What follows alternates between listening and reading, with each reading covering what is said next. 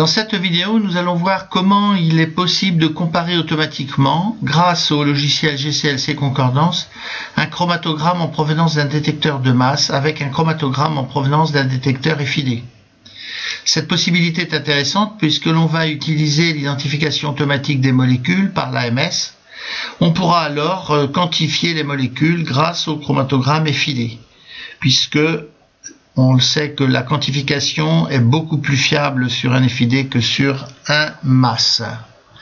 Donc nous allons rentrer ici le chromatogramme FID, simplement en double-cliquant sur les colonnes. Voilà, donc les deux chromatogrammes sont rentrés.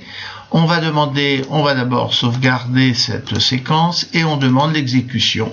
Voilà, tout simplement. On augmente la sensibilité des deux chromatos. Donc le chromato FID est représenté en haut de cette fenêtre. Ici, le chromatogramme masse disposé en miroir est représenté donc en bas. On peut constater effectivement que on a des pics supplémentaires puisque en fait c'est les petits pics visualisés par des petits tirets qui n'ont pas de correspondance par rapport au chromato FID.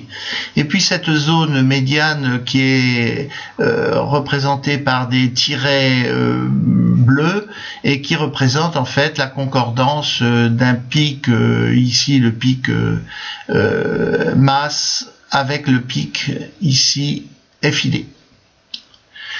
Donc dans cette colonne, alors on a un curseur qui va permettre de se promener sur le chromatogramme, enfin les deux chromatogrammes.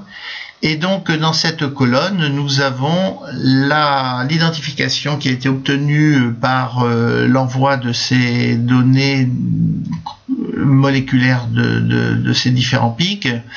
Et on a ici dans cette colonne le temps de rétention du chromato échantillon, donc FID, et ici le temps de rétention du chromato masse. Donc la concordance est effectuée d'une façon automatique par le système. Voilà. Donc ici nous avons un effet zoom par le déplacement du curseur qui va permettre de visualiser effectivement les concordances sur les différents temps de rétention.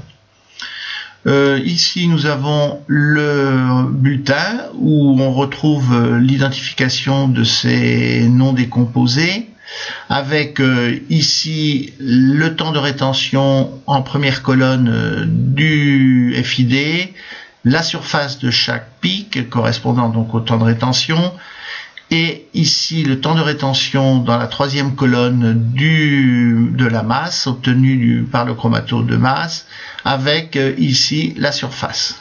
Et donc il est facile de récupérer donc cette surface pour pouvoir travailler en quantification avec le nom correspondant donc à cette molécule.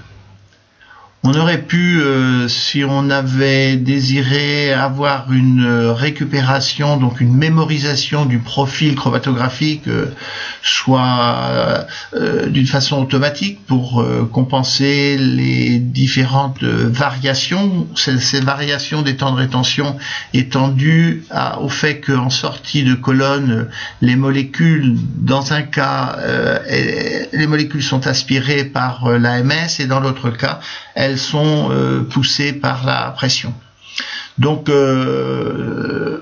on aurait pu donc enregistrer cette différence de trajet des molécules en sortie de colonne en mémorisant, comme je vous le disais tout à l'heure, la possibilité de mémoriser en fait ce décalage de façon à annuler le décalage.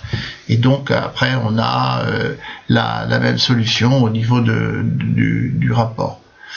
Voilà, mais il n'y aurait aucun changement puisque la compensation a été faite déjà dans le premier traitement. Mais si les décalages étaient beaucoup plus importants, on pourrait en fait s'en sortir en utilisant cette fonctionnalité.